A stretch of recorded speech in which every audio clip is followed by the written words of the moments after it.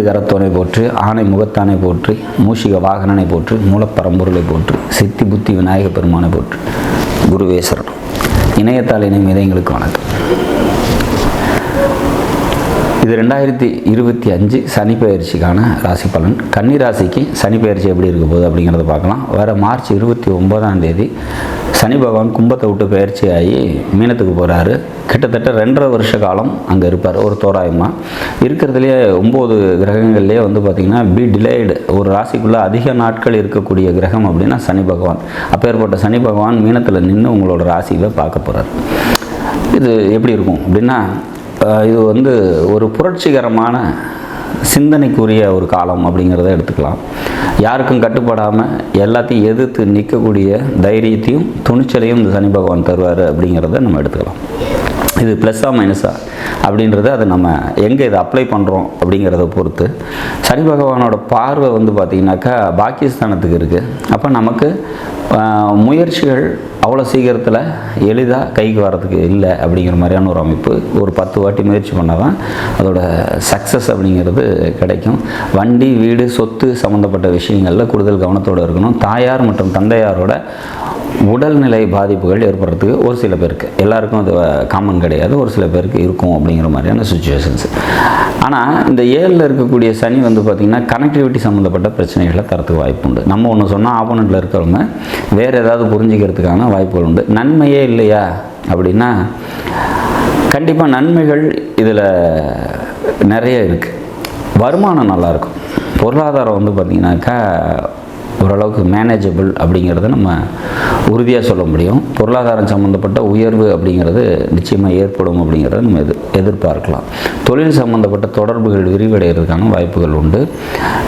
இந்த 7ஆம் வீட்டில் இருக்கக்கூடிய சனி காலத்தில் நம்ம என்ன சொல்கிறோம் அப்படின்னா, அடுத்த பயிற்சியில் உங்களுக்கு வந்து அஷ்டம சனியாக கன்வெர்ட் ஆக போகுது. அதாவது கன்னிக்கு வந்து அடுத்தது 2027 வரக்கூடிய சனி பயிற்சி அஷ்டம சனியாக கன்வெர்ட் ஆகும். அப்போ இங்கேருந்தே நம்ம ஃபினான்ஷியல் விஷயத்தில் கூடுதல் கவனத்தோடு இருந்துக்கிட்டோம் அப்படின்னா நீங்கள் இனி எதிர்வர காலத்தில் வந்து பார்த்திங்கனாக்கா ரொம்ப கூடுதலாகவே இருக்கும்.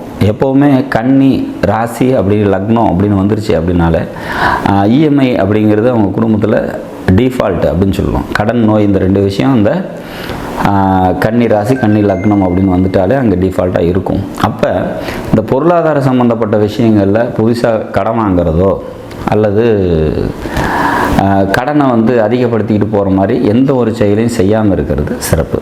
அப்போ இங்கே நம்ம அப்போ பாருங்கள், அடுத்ததாக வரக்கூடிய அஷ்டமச்சனிக்கான பலன்களை நம்ம இங்கேருந்தே ஸ்டடி பண்ணிக்கிறோம். அப்போ இங்கேருந்தே நீங்கள் ஃபினான்ஷியல் விஷயத்தில் தேவையில்லாத விஷயங்களில் கவனமாக இருந்துக்கிட்டீங்க அப்படின்னா இப்போக்கும் இந்த 7ல் இருக்கக்கூடிய சனியும் பாதிக்காது. அடுத்தது அஷ்டம சனியும் உங்களுக்கு பெரிய அளவில் பாதிக்காமல் இருக்கிறதுக்கு நம்ம பார்த்துக்க முடியும். ஸோ இப்போ இந்த 7ல் இருக்கக்கூடிய சனி அடுத்தது அஷ்டமத்துக்கு வரும்போதும் ஃபினான்ஷியல் சம்மந்தப்பட்ட டைட்டை கொடுக்கும். அப்போ நீங்கள் ஃபினான்ஷியல் சம்மந்தப்பட்ட விஷயத்தில் கூடுதல் கவனத்தோடு இருந்துக்கணும் அப்படிங்கிறத நம்ம புரிஞ்சிக்கணும். அப்போ இந்த 7ல் இருக்க சனி தொடர் பாதிப்புகளை இந்த 2.5 வருஷமும் கொடுக்குமா அப்படின்னா இல்லை. 1 வருஷம் வந்து பார்த்திங்கனாக்கா கொஞ்சம் சிரமம் அதிகம். 1 வருஷம் அதுக்கப்புறம் என்ன ஆகும்? மீதி 1.5 வருஷம் நல்லது செய்யுமா அப்படின்னா செகண்ட் 1.5 வருஷம், அதாவது இந்த உள்ள வந்து 1 வருஷம் கழித்து அதுக்கப்புறம் குரு பெயர்ச்சி வரும். குரு பெயர்ச்சி வரும்போது கடகத்துக்கு குரு வரும்போது அவரோட பாக்கிய ஸ்தானத்தை அவரே பார்ப்பார். அப்போ 9ஆம் வீட்டை அவரே பார்க்கும்போது அப்போ இந்த சனியோட தாக்கம் உங்களுக்கு குறையும். ஸோ அப்போ இந்த 1 இயர் மட்டும்தான் கொஞ்சம் டஃபஸ்ட் பீரியட் அப்படிங்கிற மாதிரியான சுச்சுவேஷன்ஸ் இருக்கும்.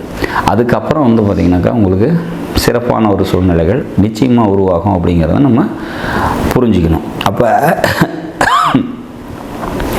ஸோ நீங்கள் அடுத்தது சனி பயிற்சி மறுபடியும் அங்கே உள்ளே போகும்போது அந்த 2.5 வருஷ காலங்கள் அஷ்டமச்சனியாக வரத்துக்கான சூழ்நிலைகள் இருக்குது.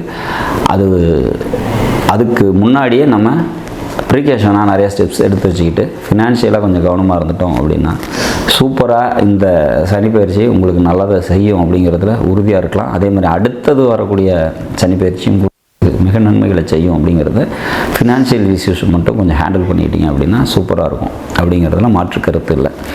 நாடும் நாட்டு மக்களும் நலமுடன் வாழ நவகிரகங்களை வேண்டி அமைகிறேன். நன்றி, வணக்கம்.